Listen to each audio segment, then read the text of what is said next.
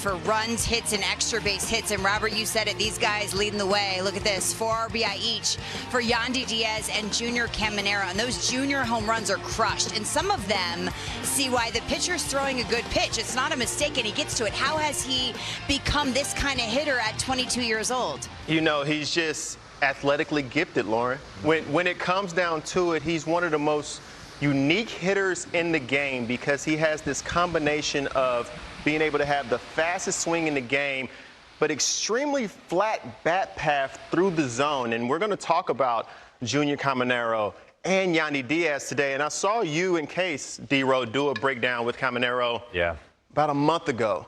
And the question was, he was pulling the ball too much at the time. Is he going to be able to be consistent? But when you have the attributes and his plate discipline that he's improving on, going at the same time, and the bat coming in as violent as it does through the zone consistently, this is a blueprint for long-term success. With Junior Caminero, you're talking about... He just overtook Stanton.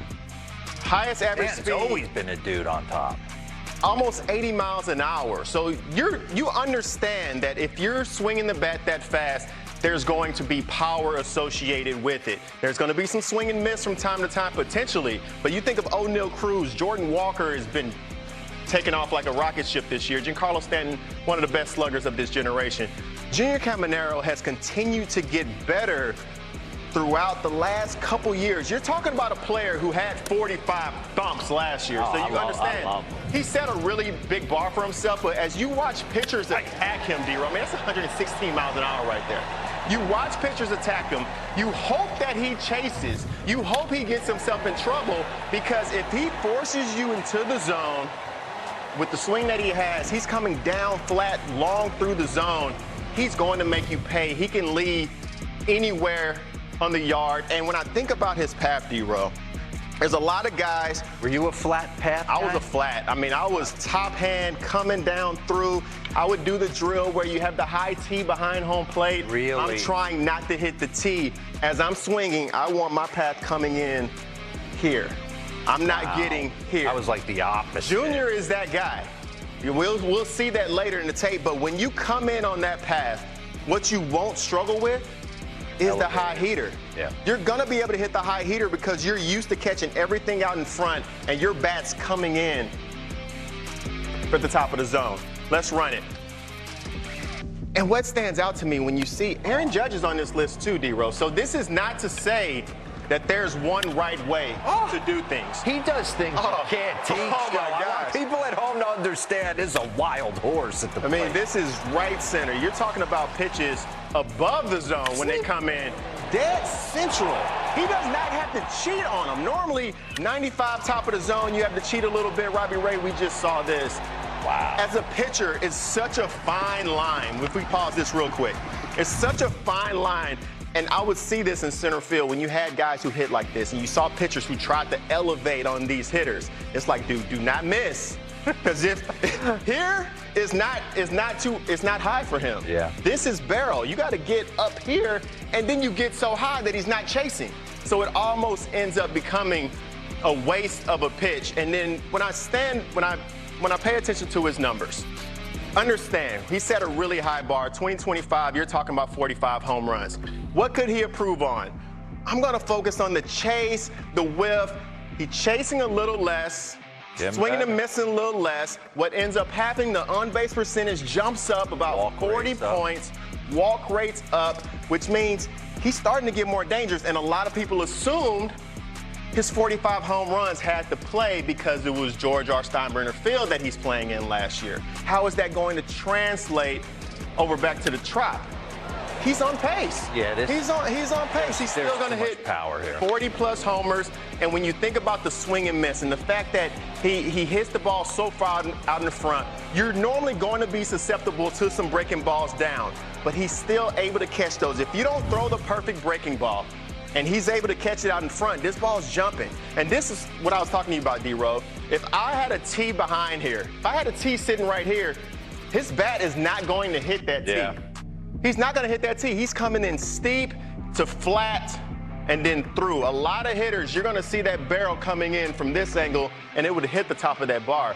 Junior is doing it a different guys are doing it right now, and it really reminds me of Albert Pujols. Albert Pujols, I know he stayed back way better than Junior Caminero did, but him and Junior talked about it, and Albert talked to Junior about just being as flat as possible. And when you're thinking about swing, tilt, path, to give you a feel of numbers, average is about 33% as far as your degree of tilt that you're going to have on your swing. This is extremely flat. Okay. You have two guys, Junior and Yandy, on the same team. I wonder how much influence Yandy has on Caminero when they're in the cage. I would almost want to guarantee you that these two guys work out together because it's a very similar philosophy, although they're trying to achieve different goals and going about it 100%. I thought this was perfect because Caminero, I'm not saying you hit like Caminero, but he can get the head out and pull it. Yeah.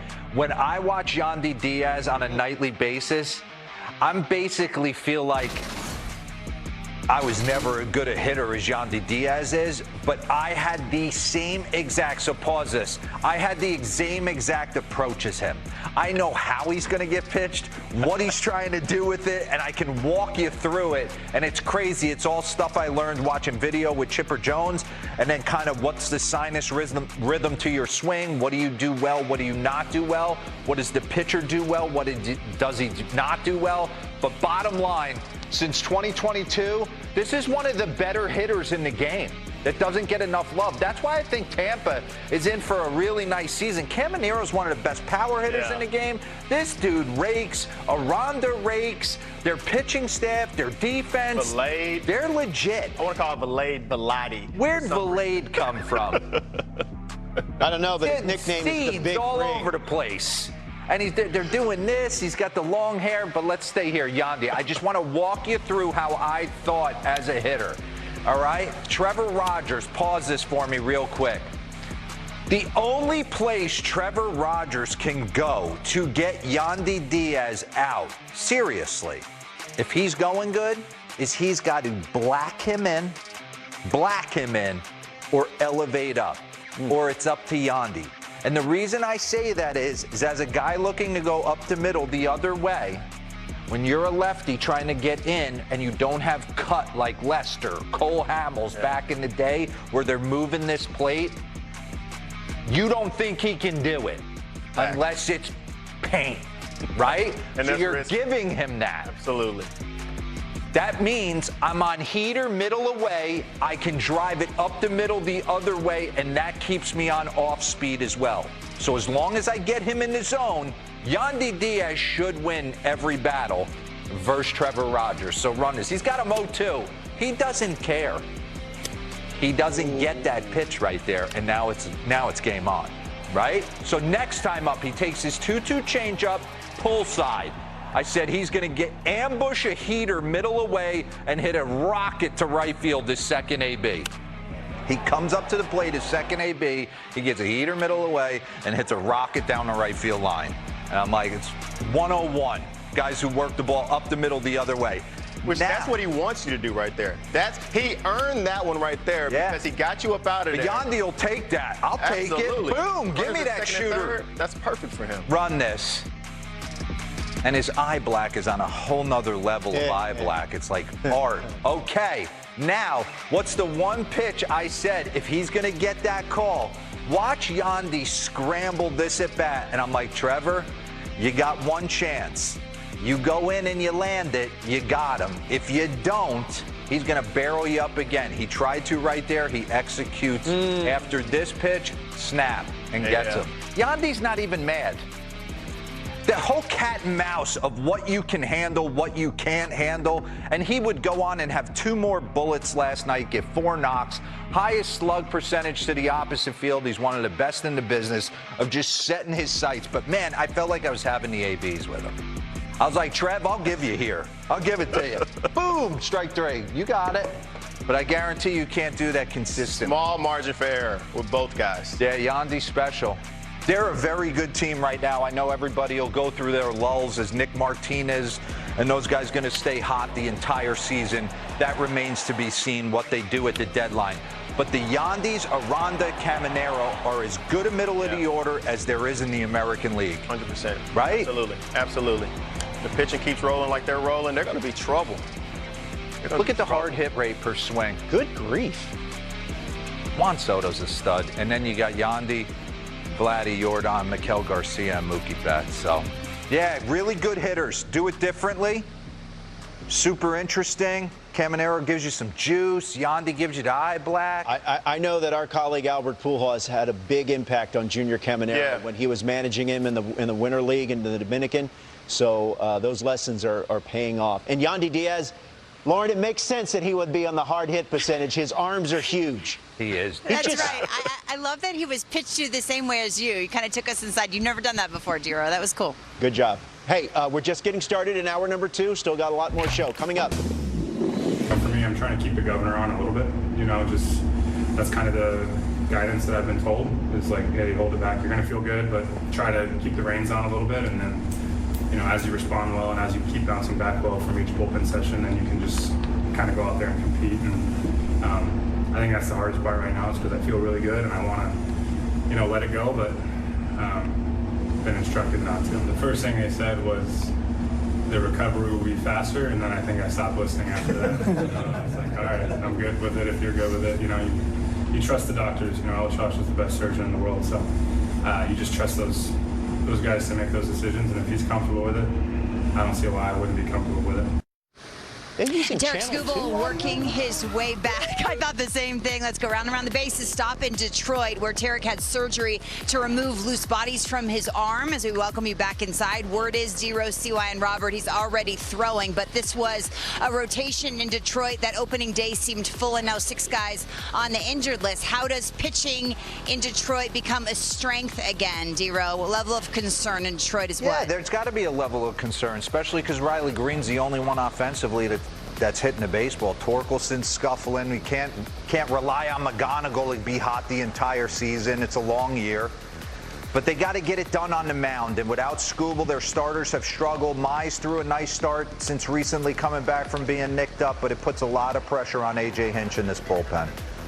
I agree, D-Row. I think, when you go into the offseason for the Tigers, you're assuming, okay, if something happens with Skubal, or even planning for the future, if we lose Skubal, that's why you go and get Fromber. Yeah. You go and get Fromber. You have Casey Mize. You have Flaherty, and you feel like Flaherty had turned the corner, and then you start to look at the starts and the outings after Skubal is out, and you start to lean on these other players to be your stopper. And then even when they go out, Fromber was rough yesterday, but his last start against the Mets, he went 6 2/3 shutout, and then you end up losing 3-2. Casey Mize was good on Saturday. Yeah. You lose 2-1 or 3-2, whatever the score was. So the offense isn't clicking as well. It's a lot on the pitching, and I understand you don't have that ace that's going to go out there and win you the game every time he steps on the mound. But when you look at their lineup, as soon as they put their lineup out, after the 4 spot, Scuffling. It's one. Going back to old school averages, you're in the 100s, 5, 6, 7, and put yourself in a tough spot. 8 games below 500. Meantime, the Milwaukee Brewers last night snapped the Chicago Cubs' 15-game home winning streak at Wrigley Field. Christian Yelich, recently off the injured list, hit one off the scoreboard. Hit another extra base hit, little bloop double. Jake Bauers, couple of knocks, including one that went over the scoreboard. Look, Dero, we've talked a lot about this National League Central. Yeah. And the Chicago Cubs last week, they were winning. They were walking off and winning all the games at home. But the Brewers, remember, have won. They are the defending champions of this division for a reason. And they got their superstar back in Christian Yelich. He goes deep, first AB. I want to give love to Jake Bauers. Yeah. I've watched this guy from afar. I always thought he could hit. He was with Tampa. Then he surfaced with the Yankees for a split second. And he has found a home in Milwaukee, and he is getting it done, okay? 2026. He's got a 5.11 slug, a weighted runs created plus of 141. They have stars on this team, and Bryce Turang and Christian Yelich to go with the supporting White cast. Sox, Mariners Pat there. Murphy finds a way Julio to get these Rodriguez. pitchers. Past month or so, slugging 532. Whatever the case may be, to piece Little piggyback started last night. Yeah, they're exciting. With the Cubs, I think they need to go get some pitching. Yeah. I think starting pitching is going to be a huge question mark for the Cubs moving forward. I understand right now you're sitting in first place. Things are good. I really don't have a lot of concerns about their offense. I think they have good depth. top to bottom with their bats, I think you're going to have to go get some arms, because right now Ben Brown looks like your best arm right now, and I feel like the other guys, it's not enough swing and miss in there, and I think you need to go out and get something. They almost thought Eminega something might to have watch been for. tipping. Yeah, I heard that. At the deadline, yesterday. we'll be watching. 13 hits, 9 runs for the Brewers to Robert's point in Game 1. 12 runs for the Diamondbacks on Monday, and we showed you the highlights of Nolan Arenado, highest on base in the National League since April 21st. Dero, you were around him last WBC, and you said he's obsessed. Like, watch his swing in the mirror obsessed. What have you seen in terms of changes at the plate? Yeah, I mean, listen, Nolan's not going to stop fighting to figure it out. I think the thing I love about Nolan, and we've chronicled him dancing, I've incorporated it into my son. Yeah. Because my son gets off his backside a little bit. I'm like, do the Nolan, we call it the Nolan Arenado drill, where you step back just to feel like getting into your backside. Mike Trout was doing it. Yes, that's right. Listen, Nolan's one of the greatest third basemen that have ever graced the diamond. End of the day, when it all comes out in a wash, it's one of the best defenders at the sport. Ton of homers and RBIs, so it's nice to see him get rolling. It's huge to see him over here with the D-backs, seeing him be able to hold down the 4 spot. With the D-backs, you've had Jose Fernandez step up, Eduardo Vargas. Yeah, you had a lot of injuries very early on with this team, so you understood you had to try to keep your head above water for as long as possible. And seeing how this National League is panning out, it's going to be a tough run. You're talking about the Cubs, the Phillies are bouncing back, the Brewers, the Braves, the Padres, the Dodgers. I mean, that's 6 teams right there. This is going to be a dogfight till the end. Arizona Diamondbacks got to 500 with that win yesterday against the San Francisco Giants. The Giants. And they got a run with the Rockies and the Giants right now. This is like that opening that they have to be able to take off. Yeah. Meantime, the Boston Red Sox did beat the Kansas City Royals yesterday. Wilson Contreras, a big part of it. And I mentioned it earlier, Dero, but you got a up close and personal look at him over the weekend when they were at Atlanta. I wanted to give him some love because, listen, starting pitching-wise with the Crochets of the world and the Sonny Grays and the Rangers Sonny Gray pitched well last night. You can tell how they're trying to win games. They're going to struggle to score runs so mightily. It's not even funny, to be honest with you. You talk about a lineup that doesn't have enough thump, but the one guy who does is Wilson Contreras. And I was sitting there Saturday night. Bryce Elder was throwing a gem. Peyton Tolley threw a gem as well, but it came down to one breaking ball that he picked off the ground, and he won them that ball game with Peyton Tolley. Then back it up last night, does the same darn thing with a huge home run to give them a win over Kansas City. So I just wanted to give him some flowers because he seems to be the only one in the lineup right now in Boston. Yeah. I mean, you're watching a pro. Duran is up here. It's outhouse or castle, man. He's going. No Roman Anthony in the lineup, and they're running a bunch of dudes out there that I'm like, it's got to be tough. As the veteran guy, I know he got into the headlines a little bit with some of his comments, but he's kind of becoming one of the leaders over there. He is the edge. He is the one. He's showing up every day with that chip on his shoulder, playing an amazing first base. Yeah. I think he's trying to be a leader over there in his own right, and I think the other guys are coming around. I don't think Bregman alone would have been enough. No. Like, just looking at it. Roman Anthony experienced some soreness in that wrist when he swung the bat a few days ago. They're going to try it again, so hopefully text him and see what's up with that, because, be I mean... Lauren, what game again do you have tonight on TBS? I have Blue Jays Yankees from the Bronx. We will be watching on TBS. In the meantime, we have to say goodbye to you. And Robert. Yes. What do we got? Before we do so, there's a big event here at Truist. Do you see it? It's Can You Be Brave for a Day? Can you be a brave for a day? So all sorts of... What? Get a breakdown, D-Row. Listen, don't get me started. This is where I get in trouble on social. Yeah. Because, they told me that a lot of these people are... Did they say that you could wear jeans in the batter's box? Is that allowed? What's worse? That's actually not that bad a hack from... Is it better to wear jeans or baseball pants? I mean, that's fair. I agree. It's a skills competition. However, everyone can come to Truist and try their skills. We saw earlier in commercial break there was a guy wearing cargo shorts. Unless you're John Cena. Lauren, get a few hacks in. Yeah. Look at D-Ro, that. do you feel like they're semi-pro? That's what they told me, at least, that No, they would have this made is- it. Hey, that's a good little knock the other way. This is the guy. Lauren, check the We will leg see kick. you This is where tomorrow guys go to break. morning Go to back break. here in studio. He went He's the leg- parent he went that talks to the leg coach. kick. Why is He my went son not playing more? toe tap. Want to know why? Would you know? Because the apple doesn't fall far from the tree. Okay? If I saw you in heaven. I'm not dying. Well, I mean, not. Well, Lauren, we're all kind of dying if you think about it. We're all going to die someday, according to That's it. D-Ro. Well, yes, we are. Hey, Ballpark Cam takes us to. Oh, this is St. Louis. If you're in the air, the radar for the last couple of seasons for even casual baseball fans, certainly the hardened fans that watch our network, because there is so much talent. But look at the company he's now keeping. These are your league leaders in RBIs across the league. Liam Hicks from the Miami Marlins, Andy Pages, and this guy, D-Ro, Yeah. C.J. Abrams. He was in studio, I believe it was last year, along with James Wood, and he has taken another step so far this year.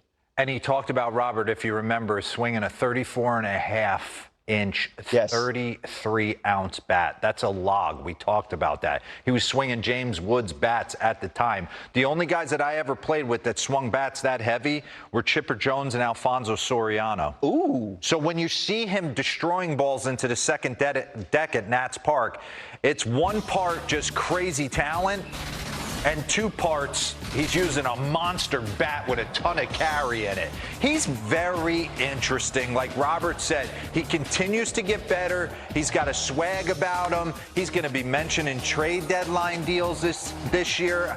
I'm really intrigued with what the Nationals do with him moving forward, because he is a really, really talented ball player. And like Robert said, we had him here, nicknamed the Alien. OPS leaders this season, there he is on the board.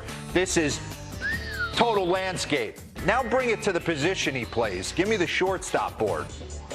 Whole different ball game. He's top 3. Average, he's hitting 299. Homers, he's got 9. Ribbies, we talked about it, he's first. On base, he's second. Slug, he's second. And weighted runs created plus, he's first. So I wanted it first. Nays did an amazing job diving in on his batting stance changes, what he's hunting, what he's doing better at, and I want to get into it. We had him in studio. He's not a guy that dives too deep into tinkering. Yes, in 2024, you could see a little bit more closed off, and then what happens? As he gets a little bit more comfortable, maybe he wants to free his hips a little bit more and handle the ball, because when we get to his spray chart, he is not looking to push the ball up the middle the other way. This is not Yandy Diaz. This is Junior Caminero. This is get on top and try and hook it. So you see his stance. Give me the side-by-side side angle. Pause it. He's gotten a little wider as the years have progressed. You're always some hybrid version searching. I'm sure his leg kick was a little higher one year, and now he's dumbed it down a little bit. Pause. Run that back to the height right there. Yeah, you can see. Everything is about getting your swing off at pitcher release. You're hearing it time and time again. How do I be in a position to fire the minute the guy's right here? So everybody's kind of cleaning up. You're not seeing these huge movements. Keep it rolling. But big time power, and it moves right. You could see here batting stance metrics March through May. A little bit more closed off in 2024 with his front foot. Basically standing maybe a smidge deeper in the box and a smidge closer to the plate. But he's just opened up his front side. And what has that led to? 3 things I want to go through. Number 1, kills elevated fastballs. Kills them. We're going to get to a point in 2024 where he hits like basically a pitch out pull side for a homer. So if you try to go top rail 4-seamer and he's on time and looking for it, he could drive it out of any yard, left or right. So one of the things he does very well, elevated fastballs, he destroys. We're eventually going to get to breaking balls, and then what he does, and we're seeing it a lot. Oh, my. Run that back. What? Come on, man. Pause it when it gets to where the pitch is. This borderline pitch out. Come on. Who's swinging at that? 1-2. And he hits it out. Pretty impressive. Bring up the slug board versus elevated fastballs. Oh, my gosh. That doesn't even look right. Talk about getting on top. In a world where all we hear is this way, barrel dump. This is a guy closing the screen door. C.J. Abrams ranks versus elevated fastballs 2026. Average, he's 7th. Slug, he's 10th. Fastballs 2.7 feet or higher in the batter's box. Now you talk about I can handle elevated heaters. Well, what do they like to tunnel off the elevated heater? They like to tunnel the breaking ball off of it. What does he do really well? Kills the breaking ball over the heart of the plate. Because he really struggled on it. We're going to bring up a StatCast board here in a minute that kind of shows how he's gotten better and increased his ability to handle so many different pitches in his game now. Give it to me. Ooh, simple move too, Robert. Take a look at 24 through 25. Look at the percentage of breaking balls he's seeing. It's upped. He hit $1.85 for 2 years against that pitch. Now he's hitting close to 270, slugging a full 100 points better. Hard hit percentage is way up. Run value minus 18 against a breaking ball. Now he's a +6. So he handles elevated heaters. He's gotten way better against breaking ball. And now you don't have to worry about platoon. And I heard Matt Olson say this about a week ago. He was doing an interview with Jeff Francoeur talking about left on left. He just said it's the biggest kind of dead stick in the game for him.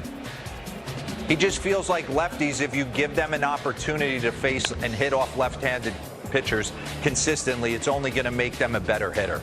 So yeah, there are guys that should be in platoon situations based on talent level, but usually the everyday guy at the big league level, if given enough time, can make the necessary adjustments to be successful, and he's done that. From 2021 to 2025, plate appearances almost 650. He hit 220 with basically no damage, 30% below. Weighted runs created plus 100 average big leaguer. He was 30 points below. Look at him in early stages of 2026. He's through the roof. And there is no wondering what he's trying to do. I mean, we can eliminate this. Don't even. That's an accident. He got lucky here. Pretty awesome. Loved having him in studio. He's going to be an interesting name at the deadline. Yeah. You know, you said something in our previous segment about the Nationals offense, and I just looking here. Don't they lead baseball? You know who has scored the most runs in the league? Yeah, them. It's the Washington Nationals, 262 runs. Unfortunately, they've allowed 284, but it just shows you that this young team offensively may be on the right path. And Dylan Cruz is coming up, right? Oh, there we go. That's good to know. Good stuff. Hey, the Nats, where are they? Are they in? The Nats are at home. They take on the Mets. Nolan McLean will get the start for the New York Mets. So C.J. Abrams versus Nolan McLean. That is an interesting matchup. I figured, let's see, 6.5. Hey, the Birds are out in Philly. What kind of, what is that, is that a black crow? No, it's not a black crow. It's a pigeon of, boy, if I had a slingshot right about now.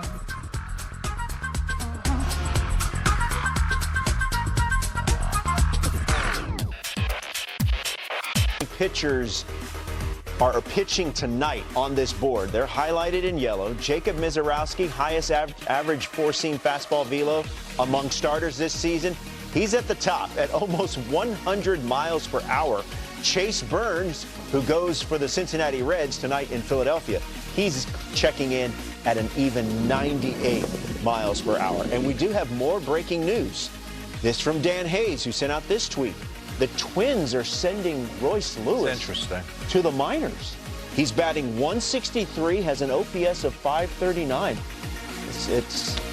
I mean, the numbers. You got to get a swing. You got to get it right. Bottom line. Wake up call, go down, fix some things, get it right, come up and help him.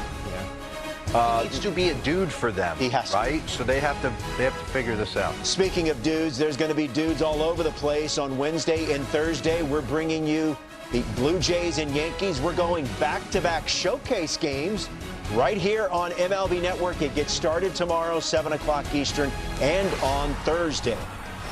As